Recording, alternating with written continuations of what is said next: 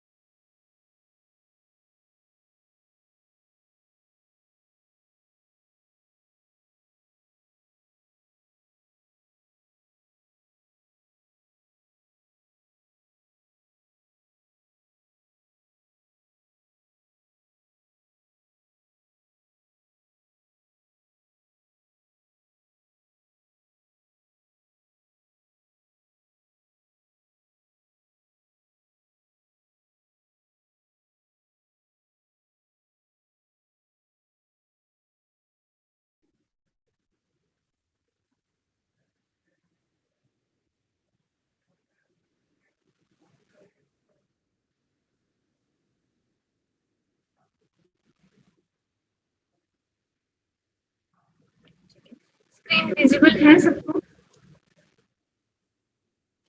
Yes ma'am. Yes ma'am. Screen visible है? जी ma'am.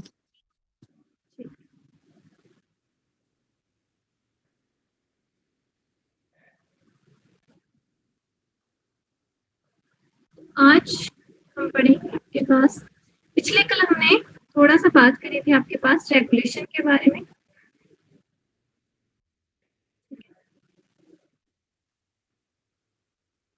Regulation of hurt, ठीक है। रेगुलेशन ऑफ हर्ट के बारे में बात करी थी हमने, जिसमें हमने थोड़ा सा आपके बारे में पढ़ा था कि जो आपके पास रेगुलेशन है वो टू टाइप्स की होती है। एक तो हमने आप कौन सी पढ़ी थी, न्यूरोजेनिक, और एक हमने पढ़ी थी मायोजेनिक, ठीक है।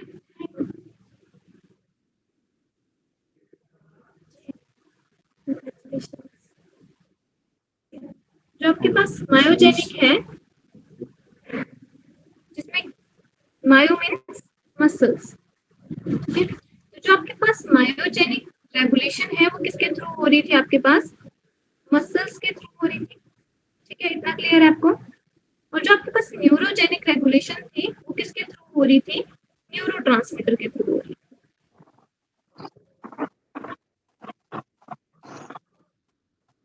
ठीक है। जिसमें से हमने देखा था जो आपके पास न्यूरोजेनिक रेगुलेशन है उसको बेसिकली कौन कंट्रोल करता है आपके पास, उसको कंट्रोल करता है मेडुला ऑब्लोंगेटा। और मेडुला ऑब्लोंगेटा किसका पार्ट था, ये आपके पास पार्ट है हाइंड ब्रेन का,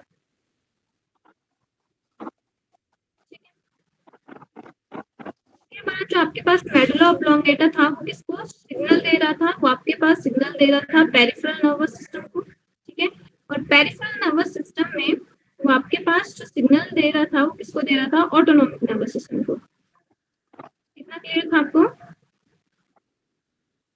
ऑटोनॉमिक नर्वस सिस्टम से वो सिग्नल दे रहा था आपके पास पैरासिम्पैथेटिक नर्व्स को और सिंपैथेटिक नर्व्स को,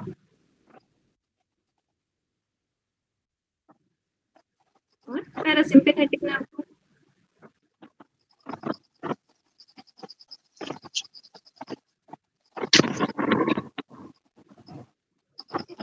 जो आपके पास सिंपैथेटिक नर्व्स होती हैं वो कौन सी होती हैं, जब वो किस इमरजेंसी कंडीशन में हेल्प करती हैं, ठीक है। और जो पैरासिम्पैथेटिक नर्व सिस्टम है वो कब एक्टिवेट होता है, नॉर्मल कंडीशन, ठीक है। जो पैरासिम्पैथेटिक आपके पास नर्वस सिस्टम है उसमें जो न्यूरोट्रांसमीटर रिलीज होता है वो कौन सा है, बताओगे? ये कल हमने पढ़ लिया था। Adrenaline adrenaline and non-adrenaline. और नॉर एड्रेनलिन। इसका दूसरा नाम क्या है आपके पास, और क्या बोला जाता है इसको? एपिनेफ्रिन और नॉर And एपिनेफ्रिन। mm, ठीक है। जबकि आपके पास जो पैरासिम्पैथेटिक नर्वस सिस्टम है उसमें जो न्यूरोट्रांसमीटर यूज होता है वो कौन सा है? Acetyl choline. ठीक है। सिंपैथेटिक नर्वस सिस्टम कब एक्टिवेट होगा? जब कोई इमरजेंसी होगी, तो उस कंडीशन में क्या होता है, आपकी जो हार्ट बीट है वो फास्ट हो जाती है, कार्डियक आउटपुट इंक्रीज हो जाती है, ठीक है, स्ट्रोक वॉल्यूम इंक्रीज हो जाता है। आई होप अब आपको ये सारी टर्म्स क्लियर होंगी, कार्डियक आउटपुट क्या होता है, स्ट्रोक वॉल्यूम क्या होता है, ठीक है। और इसमें क्या हो जाएंगी, ये सारी चीजें नॉर्मलाइज कंडीशन में आ जाएंगी। कितना क्लियर था ये? कल पिछले कल हमने डिस्कस किया था, ठीक है। Yes ma'am. आज हम आपके पास बात करेंगे डिसऑर्डर्स की।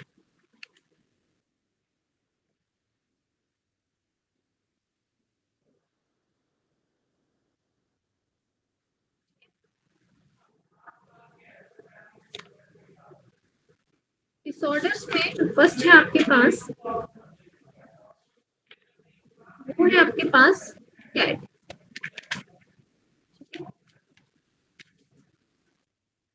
फर्स्ट डिसऑर्डर है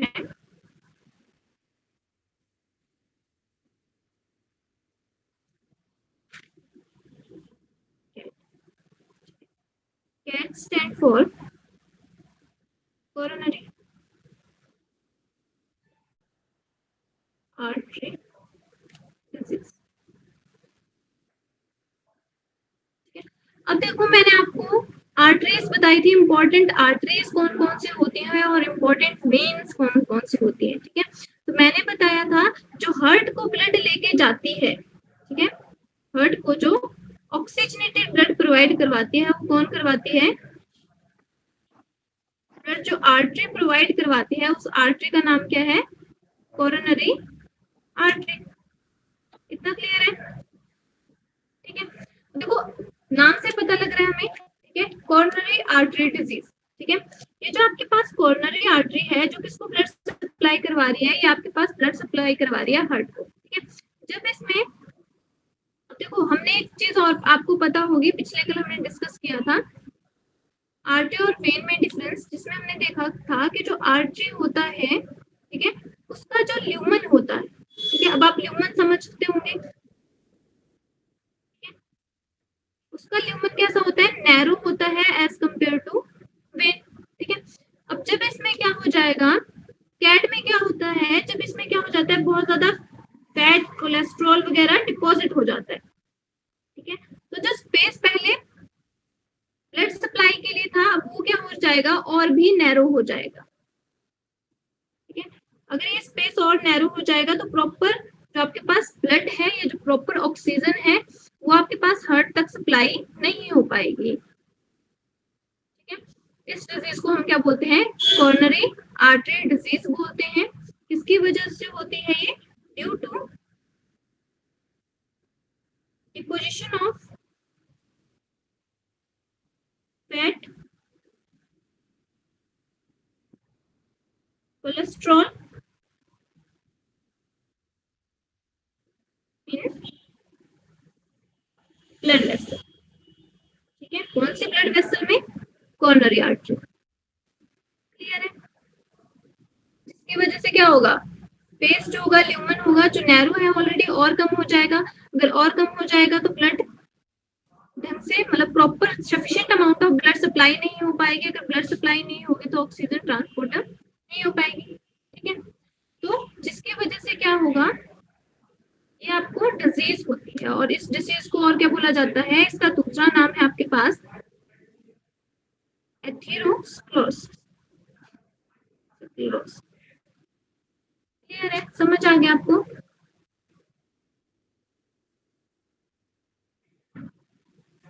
ठीक है, सेकेंड है आपके पास, अब देखो अगर हार्ट को सफिशिएंट अमाउंट ऑफ ब्लड नहीं मिल रहा है, ठीक है,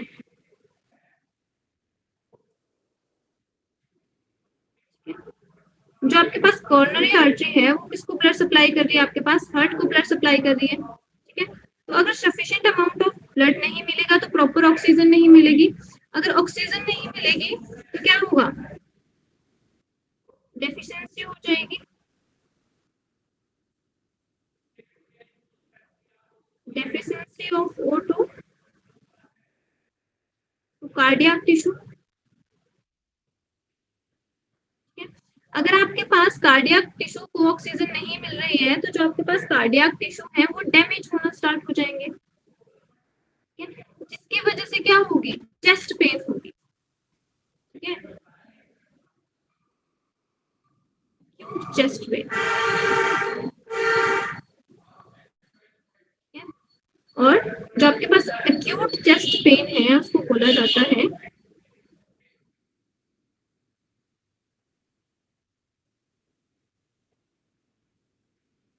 एंजाइना पेक्टोरिस, मतलब ये रिलेटेड है, ठीक है।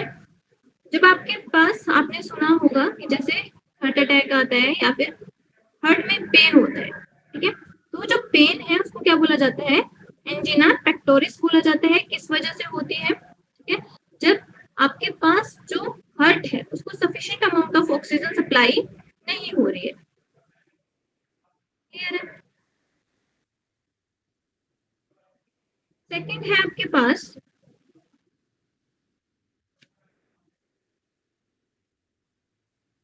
सेकंड डिजीज है आपके पास हार्ट फेलियर। देखो आपने टर्म सुनी होगी, एक आपने हार्ट फेलियर सुना होगा, एक आपने हार्ट अटैक सुना होगा, ठीक है, और एक आपने सुना होगा कार्डियक अरेस्ट, कार्डियक अरेस्ट। अब देखो जो आपके पास हार्ट फेलियर है, ठीक है, हार्ट फेलियर क्या होगा? फेलियर, अगर हम फेलियर टर्म का मतलब देखें, ठीक है, अगर हमें कोई काम दिया जाए उसको हम प्रॉपर तरीके से नहीं कर पाए तो वो क्या है? हमारा फेलियर है। वैसे ही हार्ट का काम क्या है? ब्लड को पंप करना, ठीक है। जब आपके पास blood sufficient amount of blood को पंप नहीं कर पा रहा है तो उस कंडीशन को हम क्या बोल देंगे? हार्ट फेलियर बोल देंगे, क्लियर है? ठीक है, Then,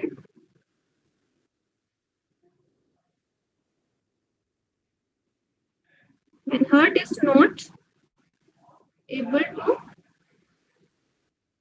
pump sufficient amount of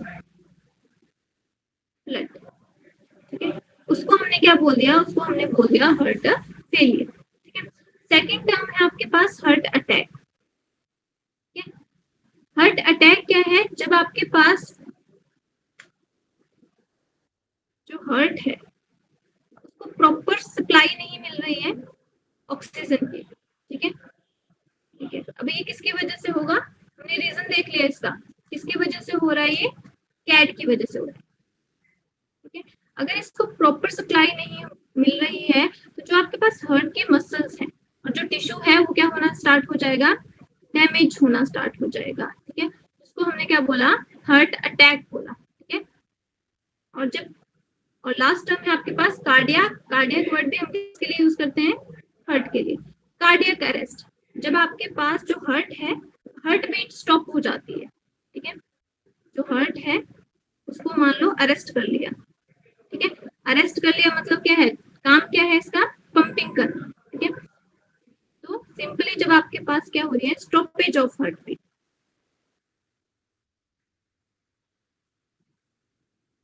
उसको क्या बोल दिया हमने? उसको हमने बोल दिया कार्डियक अरेस्ट।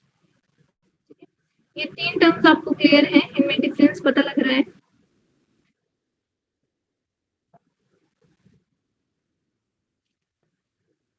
मेरी आवाज आ रही है आपको? Yes, ma'am. Clear है। क्लियर है?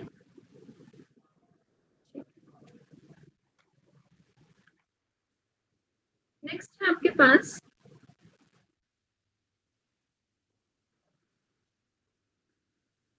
एक आपने टर्म और सुनी होगी,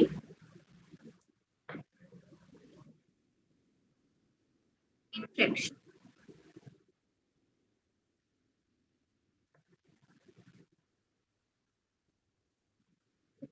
इन्फ्लेक्शन क्या होता है आपके पास, जब आपके पास सफिशिएंट अमाउंट ऑफ, जो हार्ट अटैक है, हार्ट अटैक के लिए कई बार ये वर्ड यूज कर दिया जाता है, ठीक है।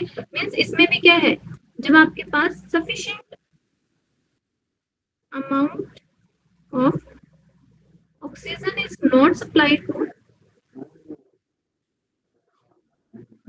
Not supplied to area of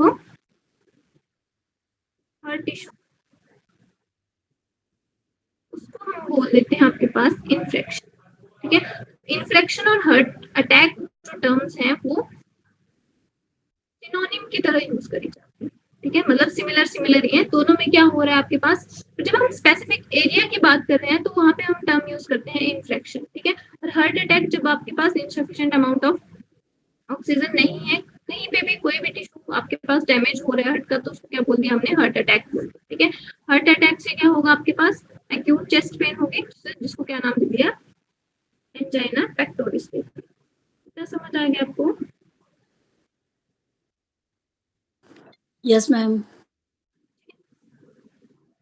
और एक आपके पास जो डिजीज है वो है मर्मर डिजीज। ये जो आपके पास डिजीज है ये आपके पास रिलेटेड है हार्ट वेल्स, हमने हार्ट वेल्स पढ़े हैं। जब आपके पास हार्ट वेल्स की फंक्शनिंग प्रॉपर नहीं होती है तो उस टाइम पे जो हमने हार्ट साउंड पढ़ी थी, कौन कौन सी हार्ट साउंड पढ़ी थी, first and second heart sound पढ़ी थी। फर्स्ट को क्या बोलते थे, लब, सेकंड को डब। जब इनमें अल्टरेशन होती है, ठीक है, जब इनमें चेंज होगा या कोई डिफेक्ट हो जाएगा तो उसकी वजह से जो साउंड है, ठीक है, तो आपके पास लब साउंड है वो लॉन्ग होती है, प्रोलॉन्ग टाइम तक चलती है, ठीक है। तो जब उसमें चेंज हो जाएगा तो आपके पास ये साउंड प्रोड्यूस होगी, जो क्या बता रही है आपके पास, जो इंडिकेट कर रही है कि जो आपके पास हार्ट वेल्व है उनमें क्या हो गया, डिसफंक्शनिंग हो गई है या फिर डिसऑर्डर।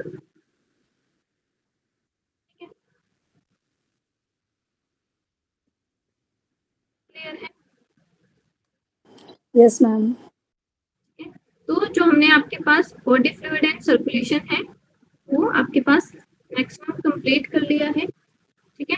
किसी को इसमें कोई डाउट है?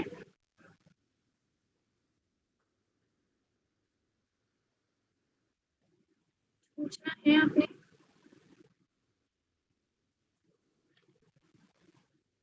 नो इसमें जो मैम। आपके पास लास्ट एक टॉपिक रहता है आपके पास, वो है आपके पास ब्लड कोगुलेशन।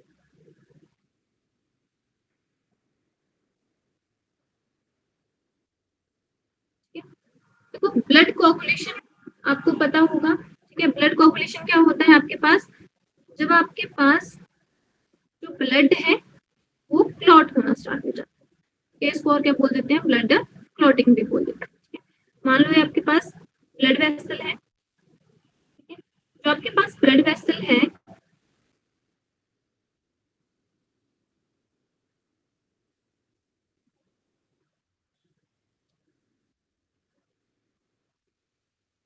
मान लो यहाँ से रप्चर होगी तो आपको पता है जो आपके पास ब्लड वेसल है उसकी जो इनर लाइनिंग है उसको क्या बोला जाता है, उसको बोला जाता है एंडोथेलियम। तो आपने नोटिस किया होगा जो आपके पास ब्लड है, ठीक है, जब आपको कहीं कट लग जाता है तो क्या होता है, उसमें से ब्लड निकलता है और कुछ टाइम के बाद क्या होता है, एक सक्कम बन जाता है, ठीक है, जिसको क्या बोलते हैं, ब्लड क्लॉट भी बोलते हैं, ठीक है। तो वो कैसे होता है, ठीक है। एक तो आपको ये चीज पता होगी कि जो आपके पास ब्लड है, ब्लड में से अगर मैं माइनस कर दूं आपके पास blood vessels, sorry blood cells, तो आपके पास क्या बच जाएगा, ब्लड में से अगर ब्लड सेल्स को निकाल दिया जाए तो आपके पास क्या बचेगा, ब्लड प्लाज्मा। और अगर आपके पास ब्लड में से माइनस कर दिया जाए क्लॉटिंग फैक्टर को, तो आपके पास क्या बचता है, उसको बोलते हैं हम सीरम। ठीक है, blood without clotting factor is known as a serum. ठीक है, blood without cells is known as a plasma. ठीक है, अब जो आपके पास प्लाज्मा है उसमें हमने क्या पढ़ा था, आपके पास प्रोटीन्स पढ़ी थी, याद है आपको। ठीक है, प्लाज्मा में हमने बेसिकली 3 प्रोटीन्स पढ़ी थी आपके पास, जिसमें से कौन कौन सी पढ़ी थी, एक आपने फिब्रिनोजन पढ़ी थी, एल्ब्यूमिन पढ़ी थी, और एक ग्लोबुलिन पढ़ी थी। ठीक है, जिसमें से मैंने बोला था आपको, जो आपके पास फिब्रिनोजन है वो किसमें हेल्प करती है, ब्लड क्लॉटिंग में हेल्प करती है। ठीक है, ब्लड क्लॉटिंग का सिंपल मतलब क्या हुआ हो गया, जब आपके पास कोई ब्लड वेसल है, जब वो रप्चर हो रही है, ये आपके पास ब्लड वेसल है, जब ये क्या हो गई, रप्चर होगी, तो ऑब्वियसली यहाँ से ब्लड निकलना स्टार्ट हो जाएगा। ठीक है, तो आपने देखा होगा कि कुछ टाइम के बाद क्या होता है, यहाँ पे ऐसे कोगुलेशन हो जाता है, ये डार्कन हो जाता है, ब्लड ऐसे जम जाता है। ठीक है, और अपने आप ही क्या होता है, ब्लीडिंग स्टॉप हो जाती है। ठीक है, उस प्रोसेस को क्या बोलते हैं हम, ब्लड कोगुलेशन बोलते हैं। ठीक है, जो आपके पास ब्लड कोगुलेशन है वो आपके पास एक कास्केड इफेक्ट है। मैंने क्या बोला आपके पास, जो blood coagulation is a cascade effect। Cascade effect का क्या मतलब हुआ आपके पास, जो आपके पास ब्लड कोगुलेशन है, ठीक है, उसमें आपके पास इन्वॉल्व होते हैं 13 फैक्टर्स। ठीक है, कास्केड इफेक्ट का मतलब हुआ कि जो आपके पास एक फैक्टर है वो रिस्पॉन्सिबल है एक्टिवेशन के लिए सेकंड फैक्टर, सेकंड है रिस्पॉन्सिबल है थर्ड, तो एक्टिवेट करने के लिए थर्ड फोर्थ। मतलब क्या है, ये एक दूसरे के साथ इंटीग्रेटेड होके काम करेंगे। ठीक है, एक अफेक्ट करे दूसरे को, दूसरा तीसरे को, तीसरा चौथे को। ठीक है, ऐसे कंटिन्यूटी में प्रोसेस हो रही है, और लास्ट में क्या बन रहा है आपके पास, सक्कम बन जा रहा है।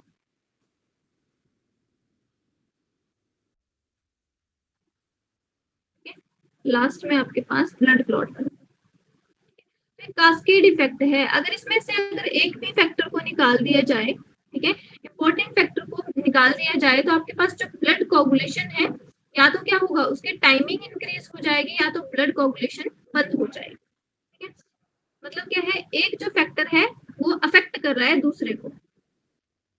कितना समझ आ गया कास्केड इफेक्ट का मतलब। अब देखो, जो आपके पास ब्लड क्लॉटिंग है उसमें जो फैक्टर प्रेजेंट होते हैं, हम बात करते हैं फैक्टर्स की। फर्स्ट है आपके पास, फर्स्ट फैक्टर है आपके पास यहाँ पे लिख रही हूँ मैं नीचे को, फर्स्ट फैक्टर है आपके पास फिब्रिनोजन।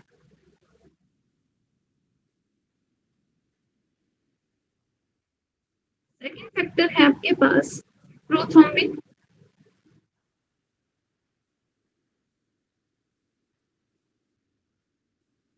थर्ड फैक्टर है आपके पास टिश्यू थ्रोम्बोप्लास्टिन।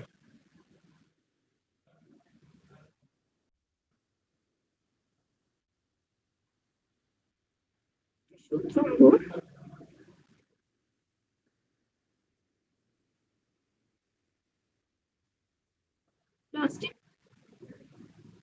फोर्थ फैक्टर है आपके पास कैल्शियम आयंस।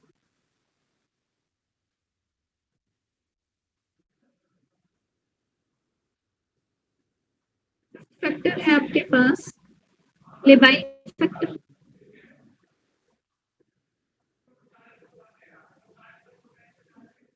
जो आपके पास सिक्स्थ फैक्टर है वो है आपके पास एस्ट्रेलिन, बट इसका कोई साइंटिफिक प्रूफ नहीं है। ठीक है, इसीलिए इस फैक्टर को काउंट नहीं किया जाता। ठीक है, उसके बाद जो आपके पास फिफ्थ के बाद हम डायरेक्टली काउंट करते हैं आपके पास सेवंथ फैक्टर को। ठीक है, और जो आपके पास सेवंथ फैक्टर है वो है आपके पास स्टेबल फैक्टर।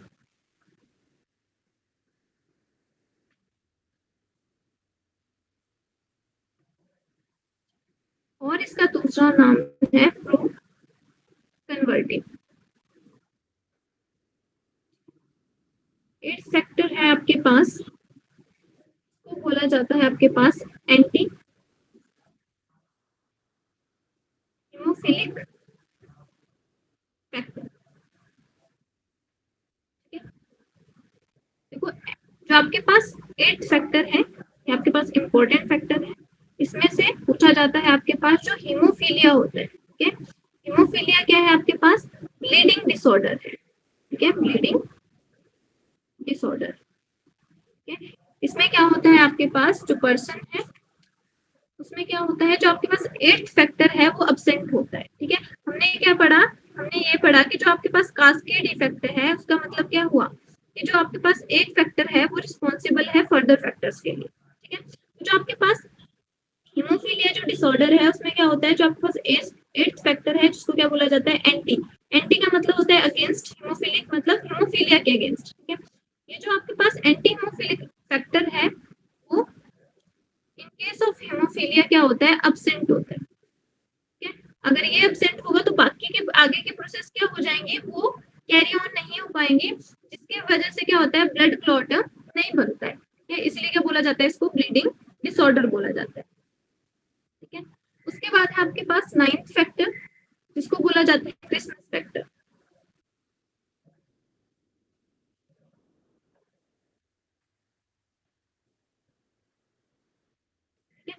जो आपके पास क्रिसमस फैक्टर है, ये हम पढ़ते हैं थैलेसीमिया से रिलेटेड, ठीक है। और जो आपके पास 10th फैक्टर है वो है आपके पास स्ट्रोट पावर फैक्टर।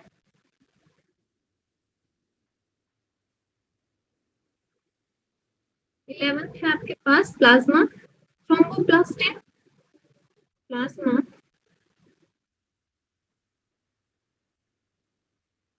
थ्रोम्बोप्लास्टिन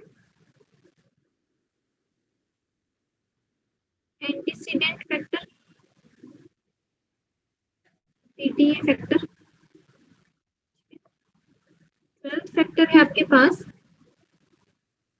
एचमेन फैक्टर, या फिर इसको बोला जाता है सरफेस फैक्टर, ठीक है।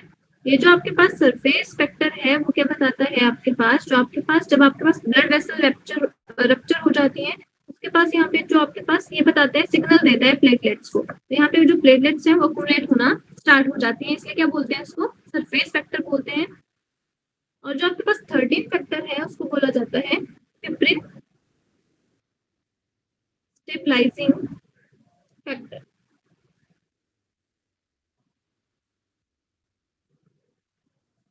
ठीक है।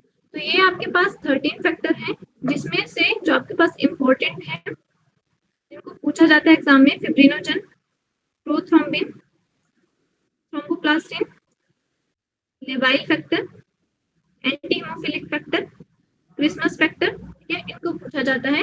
और जो आपके पास स्कम बनता है, ठीक है, स्कम मतलब जो क्लॉट बनता है, उसमें क्या प्रेजेंट होता है, ठीक है। आपने देखा होगा जब आपके पास क्या बनता है? ब्लड क्लॉट बनता है, मान लो आपके पास ब्लड क्लॉट है, इसमें प्रेजेंट होता है आपके पास ऐसे फिब्रिन प्रेजेंट होते हैं, ऐसे फिब्रिन के थ्रेड्स प्रेजेंट होते हैं, साथ में इसमें प्रेजेंट होते हैं आपके पास प्लेटलेट्स, डेड प्लेटलेट्स, ठीक है। तो जो लास्ट में आपके पास क्लॉट बनता है या जो सक्तुम बनता है, ठीक है, उसमें क्या प्रेजेंट होता है? आपके पास फिब्रिन प्रेजेंट होता है, ठीक है। तो ये जो फैक्टर है इनको आप ध्यान में रखिए, ठीक है। उसके बाद अगर हम बात करें आपके पास मैकेनिज्म, जो आपसे पास अगर क्वेश्चन पूछा जाएगा तो सिर्फ आपके पास फैक्टर से ही पूछा जाएगा कि जो आपके पास कौन सा फैक्टर है। जैसे जो आपके पास हीमोफीलिया होता है वो किस फैक्टर के एब्सेंट होने की वजह से होता है, ठीक है। क्रिसमस फैक्टर किसकी वजह से हो रहे हैं, ठीक है। जो ब्लड क्लॉटिंग में हेल्प करता है उनमें से कौन सी प्रोटीन हेल्प कर रही है? जैसे फिब्रिनोजन है, ठीक है। अगर आपके पास टिश्यू डैमेज होता है, ठीक है, तो वहां से कौन सी प्रोटीन रिलीज होती है? तो कौन सी होती है? थ्रोम्बोप्लास्टिन होती है, ठीक है। बस आपको कुछ सिर्फ यही फैक्टर्स याद रखने हैं।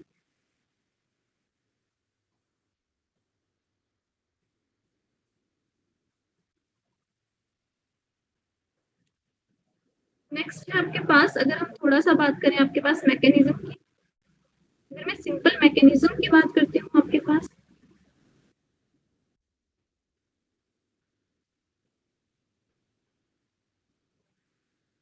मैकेनिज्म ऑफ ब्लड क्लॉटिंग, यहाँ पे हम सिंपल मैकेनिज्म की बात कर रहे हैं। देखो जब आपके पास इंजरी हो जाती है किसी टिश्यू में, इंजर्ड टिश्यू, तो क्या होता है आपके पास जो ब्लड प्लेटलेट्स है, ठीक है, वो डिसइंटीग्रेट हो जाती है, मतलब वो भी इन्फेक्टेड हो जाती है, ठीक है, डिसइंटीग्रेट, और वो स्टार्ट कर देते हैं आपके पास अकुमुलेट होना। ये क्या करता है आपके पास, रिलीज करेगा। अब हमने अभी पढ़ा जो आपके पास इंजर्ड टिश्यू है, तो कौन सा फैक्टर रिलीज करेगा आपके पास, ये वाला फैक्टर थ्रोम्बोप्लास्टिन रिलीज करेगा। आपके पास रिलीज करेगा थ्रोम्बोप्लास्टिन को, ठीक है, और जो आपके पास रप्चर प्लेटलेट्स है वो भी किसको रिलीज करेंगे, थ्रोम्बोप्लास्टिन को।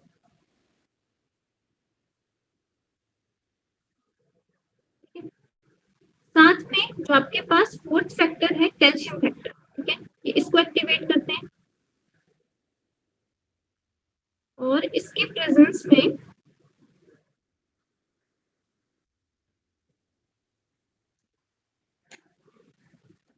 ये आपके पास एक्टिवेट करते हैं प्रोथ्रोम्बिन।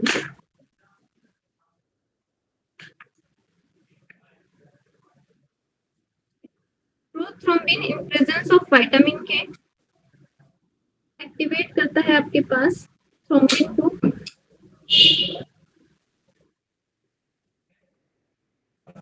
ठीक है, और जो आपके पास थ्रोम्बिन है वो आपके पास फिब्रिनोजन को कन्वर्ट करता है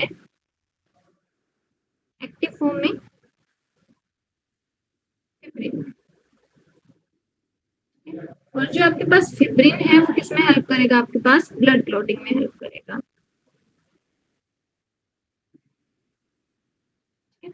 ये हमने एक आपके पास जनरल मैकेनिज्म समझा कि कौन सी चीजें कहाँ कहाँ से हो रही है, ठीक है। मान लो आपके पास ब्लड वेसल है, ये देखो आप, ये जो आपके पास ब्लड वेसल है, जब ये आपके पास ब्लड वेसल रप्चर हो गए,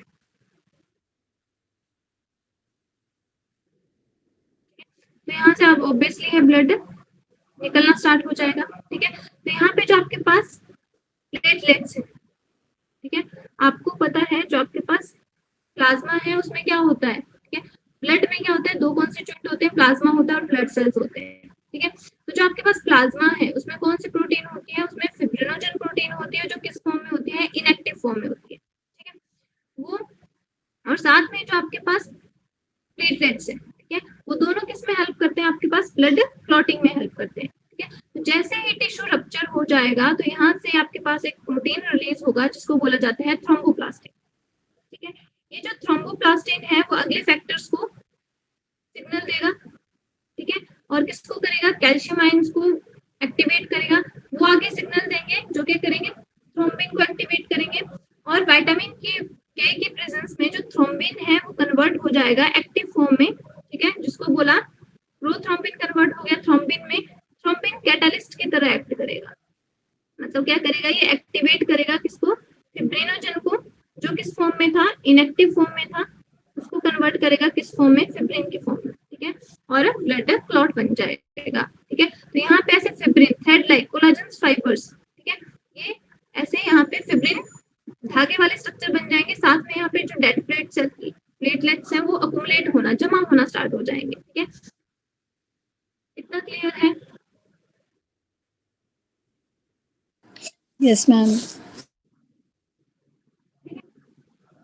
तो जो आपने फैक्टर्स याद रखने हैं वो ये फैक्टर्स याद रखने हैं, इम्पोर्टेंट है। इनमें से अगर आपसे पूछा जाएगा तो सिंपली आपसे पूछा जाएगा कि जो आपके पास फैक्टर 1 है वो कौन सी प्रोटीन प्रोड्यूस करता है, या कौन सा फैक्टर कौन सी प्रोटीन प्रोड्यूस करता है, ठीक है।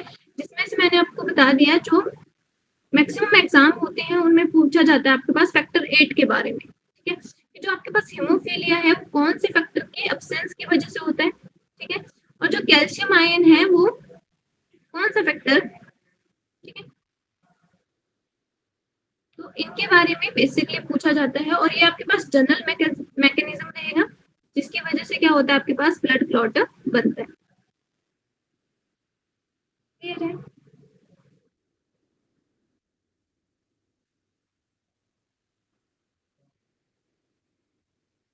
मेरी आवाज आ रही है आपको? Yes ma'am. Yes ma'am. Clear है आपको? अच्छा, yes ma'am.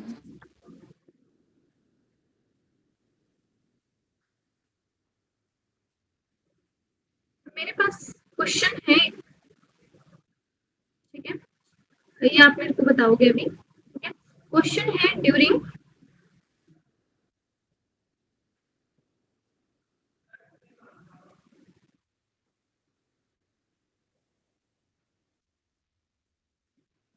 Blood transfusion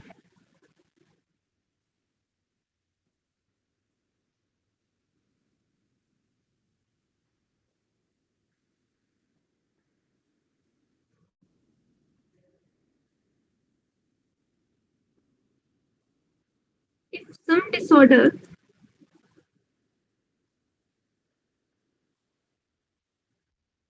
occurs due to clumping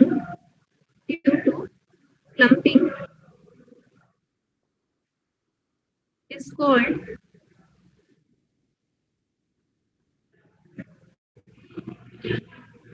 देखो यहाँ पे बोला है आपके पास, ऑप्शन दिए हैं आपके पास। फर्स्ट ऑप्शन है आपके पास हेमोपोइसिस, सेकंड ऑप्शन है आपके पास एरिथ्रोब्लास्टोसिस,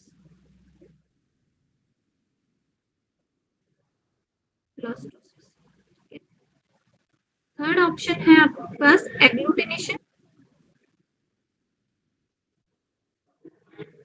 और जो लास्ट ऑप्शन है आपके पास वो है नन ऑफ दिस।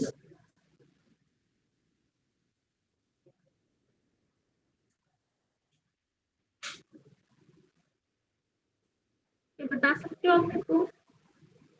क्वेश्चन है आपके पास ड्यूरिंग ब्लड ट्रांसफ्यूजन, ट्रांसफ्यूजन मतलब एक पर्सन से ब्लड किसको दे रहे हैं, फर्स्ट पर्सन से ब्लड दिया जा रहा है सेकंड पर्सन को। If some disorder occurs due to clumping, आप तो एक चीज मेरे को ये बताओगे कि अगर उसमें क्लम्पिंग हो रही है तो किस वजह से हो रही होगी, ये रीजन बताओगे। साथ में आप ये भी बताओगे मुझे कि उसको क्या बोला जाएगा। क्लम्पिंग समझ गए?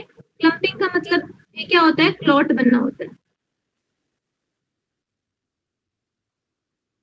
ठीक है। और यहाँ पे जो एग्लूटिनेशन का मतलब भी होता है वो भी क्या होता है, क्लॉटिंग होता है, जम जाना, ठीक है। मतलब बहुत सारे ऐसे इस फॉर्म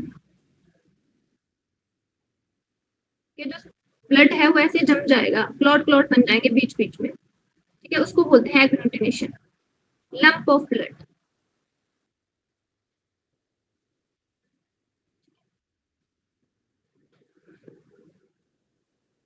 मेरी आवाज आ रही है सबको? Yes ma'am. ठीक है, बता सकते हो आप? अब अब अब अब देखो, हम पहले आपके पास क्वेश्चन है आपके पास ड्यूरिंग ब्लड ट्रांसफ्यूजन। देखो ब्लड ट्रांसफ्यूजन का मतलब समझ गए। मान लो आपके पास क्या है, कोई पर्सन है, उसका ब्लड ग्रुप क्या है, ए है, ठीक है। उसने ब्लड ग्रुप दिया। अब देखो यहाँ पे लिखा हुआ है some disorder occurs due to clumping, clumping मतलब उसमें क्लॉट बन रहा है, ठीक है। क्लम्पिंग के लिए एग्लूटिनेशन वर्ड भी यूज किया जाता है कई बार, ठीक है। तो मतलब क्या है आपके पास, आपको ये पता होगा अगर किसी का ब्लड ग्रुप ए है तो उसमें एंटीबॉडी कौन सी होगी, उसमें एंटीबॉडी भी कौन सी होगी, एंटी बी एंटीबॉडी, ठीक है। और एंटीजन कौन सा होगा, एंटीजन ए ही होगा। अगर देखो ये आपके पास आरबीसी है, ठीक है। अगर मेरा ब्लड ग्रुप मान लो ए ब्लड ग्रुप है, ठीक है, तो मेरे पास क्या होगा, ए एंटीजन होगा, ठीक है। अब देखो अगर सेम ही एंटीजन के सेम एंटीबॉडी, अगर मान लो मेरे पास एंटी ए ही एंटीबॉडी होती तो मेरा खुद का इम्यून सिस्टम मेरे सेल्स को अटैक करने लग जाता आरबीसी को, ठीक है। इसीलिए जो आपके पास एंटीजन होता है उसके अपोजिट हमेशा एंटीबॉडी होती है, ठीक है। तो जिसका ब्लड ग्रुप ए है उसके पास कौन सी एंटीबॉडी होगी, उसके पास एंटीबॉडी होती है। इतना क्लियर है? Yes ma'am. ठीक है, और वहीं पे अगर आपके पास किसी का ब्लड ग्रुप बी है तो उसके पास कौन सी एंटीबॉडी होगी? एंटीजन उसके पास ए क्या होगा? बी होगा। बी एंटीबॉडी कौन सी होगी? एंटी, ए हाँ हाँ बोलो, ए हाँ एंटी ए एंटीबॉडी होगी। इतना क्लियर है? और वहीं पे मान लो कोई पर्सन है जिसके पास क्या है, दोनों ए भी है बी भी है, मतलब ब्लड ग्रुप क्या है इसका, ए बी ब्लड ग्रुप है, ठीक है, तो उसके पास कोई एंटीबॉडी होगी? नो। नो, क्योंकि क्या है, अगर एंटी ए होगी तो ए वाले पे अटैक कर जाएगी, एंटी बी होगी तो बी वाले एंटीजन पे अटैक कर जाएगी। इतना क्लियर है? अब आपके पास जो केस है उसमें ये पूछा गया है, ये बोला गया है कि जो ब्लड ट्रांसफ्यूजन हो रहा है, मतलब जो आपके पास पर्सन ए है वो आपके पास ब्लड दे रहा है पर्सन बी को, ठीक है। अब उसमें क्या हो जा रही है, क्लम्पिंग हो जा रही है। जो बी वाला पर्सन है उसने ब्लड लिया तो उसमें क्लम्पिंग हो गई, क्लम्पिंग मतलब क्लॉटिंग होना स्टार्ट हो गई, ठीक है। तो ये किस वजह से होगा, किस वजह से होगा, ये कौन सी जो आपके पास सेल्स हैं वो अटैक करेंगी? अगर मान लो, अगर ए वाले का हम ब्लड ग्रुप ए मान लेते हैं तो इसके आरबीसीज के ऊपर एंटीजन ए होगा, प्लाज्मा में एंटी बी एंटीबॉडी होगी, इसने ब्लड ग्रुप दिया, सॉरी इसने ब्लड दिया आपके पास पर्सन बी को, तो पर्सन बी का ब्लड ग्रुप अलग है, ये बता रहा है हमें कि जिसका ब्लड ग्रुप है वो क्या है, बी भी हो सकता है या अनदर भी हो सकता है, ठीक है। इसका ब्लड ग्रुप इस वाले से अलग है, ठीक है, जिसकी वजह से क्या होगा, जो आपके पास, इसने इसको ब्लड दिया तो इसके पास कौन सी एंटीबॉडी थी, इसके पास एंटी ए एंटीबॉडी थी और इसके पास एंटी बी थी, ठीक है। तो अब ए वाले ने इसने ब्लड लिया तो ए वाले, जो आपके पास बी वाले के पास एंटीबॉडीज हैं वो ए वाले की सेल्स को क्या करने लग जाएंगी, अटैक करने लग जाएंगे। अटैक करेंगे तो ऐसे ब्लड क्लम्प होना स्टार्ट हो जाएगा, ठीक है, ऐसे जमना जमना हो जाएगा स्टार्ट बीच बीच में, ठीक है। इसी को हम बोलते हैं एग्लूटिनेशन, क्या बोलते हैं? एग्लूटिनेशन, ठीक है, या फिर इसी को बोलते हैं हम क्लम्पिंग। क्लियर है? ठीक है, तो आंसर क्या आएगा आपके पास, सी ऑप्शन एग्लूटिनेशन। अब देखो इसके अलावा आपके पास दो और टर्म्स हैं, ठीक है। एक टर्म आपको क्या दिया है, haemopoiesis, He means blood.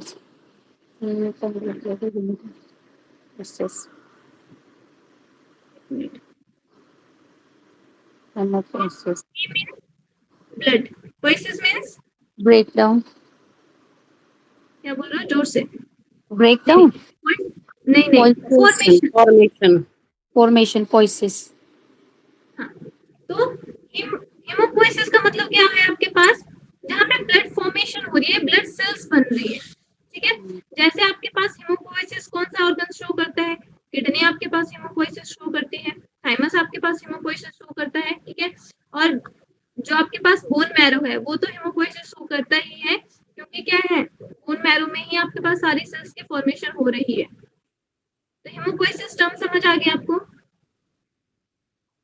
Yes ma'am. अब जो How आपके पास kidney? Second, Kidney is showing hematopoiesis. हाँ जी, जो आपके पास किडनी है वो भी आपके पास हेमोपोइसिस ऑर्गन की तरह काम करती हाँ. Kidney is not, yeah, organ to prepare blood. है, ठीक है। क्या बोल रहे हो आप? मैं बोल रही थी कि मेरे को ये लगा कि kidney is there to for haemopoiesis. वो जो आपके पास किडनी है वो हेमोपोइसिस में हेल्प करती है, हाँ, not organ for blood formation. Organ नहीं है ब्लड फॉर्मेशन का, तो ब्लड के फॉर्मेशन हम बोन मैरो में ही पढ़ते हैं, ठीक है। बट जो आपके पास किडनी है वो कैल्शियम आयंस को अब्सॉर्ब करने में हेल्प करते हैं और जनरली वो ब्लड में ही काम आता है, ठीक है, तो फॉर्मेशन में हेल्प कर रही है। क्लियर है? नेक्स्ट टर्म है आपके पास एरिथ्रोब्लास्टोसिस।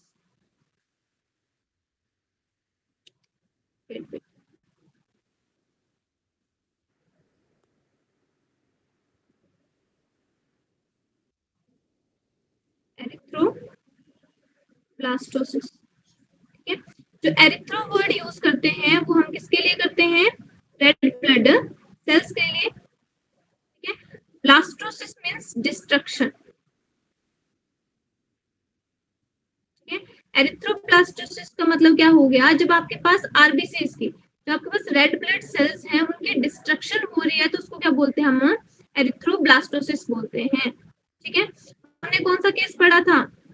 हमने आपके पास एक केस पढ़ा था एरिथ्रोब्लास्टोसिस फोइटेलिस,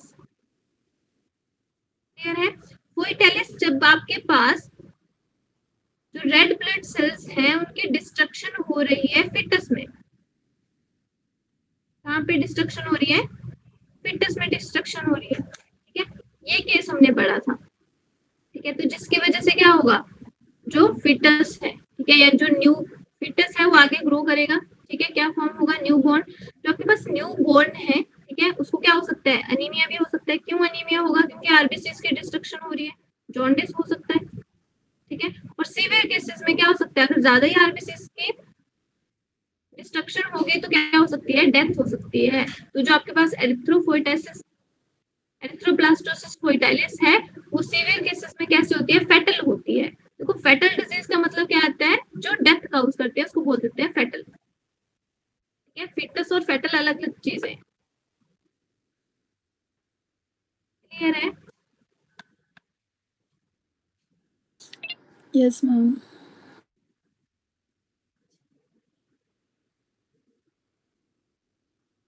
किसी को कुछ पूछना है? देखो जो आपके पास जो हमारा चैप्टर था बॉडी फ्लूइड एंड सर्कुलेशन, वो आज कंप्लीट होता है, ठीक है। जिसमें हमने क्या क्या पढ़ा आपके पास? देखो जो हमने बॉडी फ्लूइड एंड सर्कुलेशन था वो स्टार्ट किया था, ठीक है। जिसमें हमने सबसे पहले किसके बारे में पढ़ा था? याद है? Blood.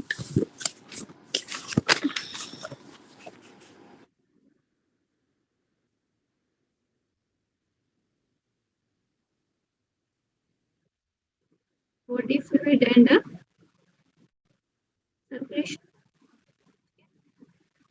जिसमें हमने सबसे पहले आपके पास किसके बारे में डिस्कस किया था? ब्लड के बारे में डिस्कस किया था, ठीक है। उसके बाद हमने किसके बारे में डिस्कस किया था?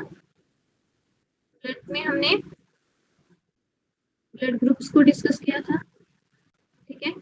साथ में हमने ये एक केस पढ़ा था आपके पास erythroblastosis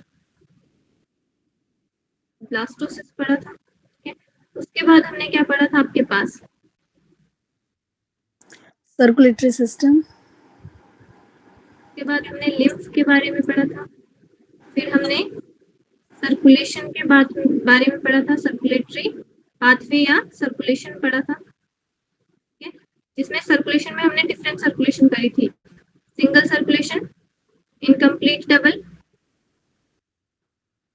circulation and complete double circulation, ठीक है। जिसमें सिंगल सर्कुलेशन किसमें बताई थी मैंने? Fish में. Incomplete double Amphibians except crocodile. Amphibian and reptiles, reptile, ठीक है, एक्सेप्ट क्रोकोडाइल, ठीक है। क्रोकोडाइल में कौन सी सर्कुलेशन होती है? डबल डबल सर्कुलेशन, ठीक है। और एप्स और ह्यूमंस में कौन सी सर्कुलेशन पढ़ी थी हमने? Double complete double, circulation. Clear है? उसके बाद हमने किसके बारे में पढ़ा आपके पास? उसके बाद में हमने देखा ह्यूमन हार्ट के बारे में। ह्यूमन हार्ट में हमने उसकी लोकेशन देखी, ठीक है, उसका स्ट्रक्चर देखा। साथ में हमने पढ़ा कंडक्शन ऑफ कार्डियक एक्टिविटी या फिर हार्ट बीट, ठीक है। कंडक्शन के बाद हमने देखा जो आपके पास कार्डियक साइकिल होता है। कार्डियक साइकिल कितने सेकंड का होता है? 0.8 सेकंड का, ठीक है। उसको हमने देखा, ठीक है। कार्डियक साइकिल में हमने एक तो आपके पास कंप्लीट साइकिल को देखा, साथ में हमने ये भी फाइंड आउट किया कि at the time of cardiac cycle आपके पास क्या होता है? दो हार्ट साउंड प्रोड्यूस होती हैं, लब और डब, ठीक है। लब साउंड कब प्रोड्यूस होती है? एट द क्लोजिंग ऑफ कौन से well? Tricuspid and bicuspid valve. Good, try and bicuspid well. और डब साउंड कब प्रोड्यूस होती है आपके पास? जब किसकी क्लोजिंग होती है? Closing of सेमील्यूनर well. ठीक है, उसके बाद हमने क्या पढ़ा आपके पास? कार्डियक साइकिल पढ़ा। उसके बाद हमने क्या पढ़ा था? कार्डियक साइकिल में हमने और चीजें देखी। स्ट्रोक वॉल्यूम क्या होता है ये पढ़ा। ठीक है, कार्डियक आउटपुट क्या होता है? ठीक है, और कार्डियक आउटपुट कैसे निकालते हैं आपके पास? कार्डियक आउटपुट आप निकालते हो stroke volume Multiply heartbeat. Yes, ma'am. Multiply heartbeat, na? Right. हाँ, मैंने ये लिख रही हूँ। कार्डियक आउटपुट कैसे निकालते हैं आप? Stroke volume multiply by heart beat. ठीक है, अब देखो उसके बाद हमने किसके बारे में पढ़ा आपके पास? उसके बारे में हमने स्टार्ट किया था आपके पास ब्लड वेसल्स के बारे में। ठीक है, जिसमें हमने आर्टरी वेन और कैपिलरी में डिफरेंस पढ़ा। साथ में हमने क्या पढ़ा? उसमें हमने देखा कि जो इम्पोर्टेंट आर्टरी और वेन्स होती हैं उनकी नेमिंग पढ़ी। उसके बाद हमने बात करी थी आपके पास पोर्टल सिस्टम की।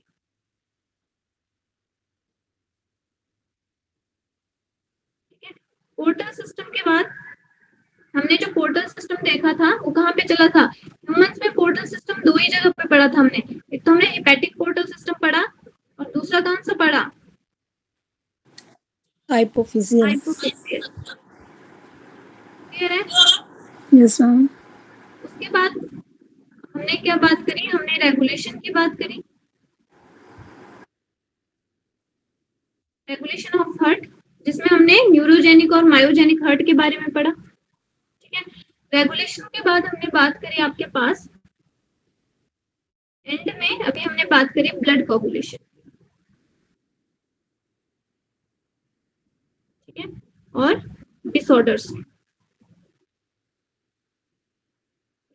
आई होप जितना मैंने पढ़ाया है आपको समझ आया होगा। अगर आपको कहीं पे भी कोई चीज समझ नहीं आई होगी तो आप मुझे बता सकते हो। ठीक है, Yes, ma'am. Thank you, that's all for today. Okay, ma'am.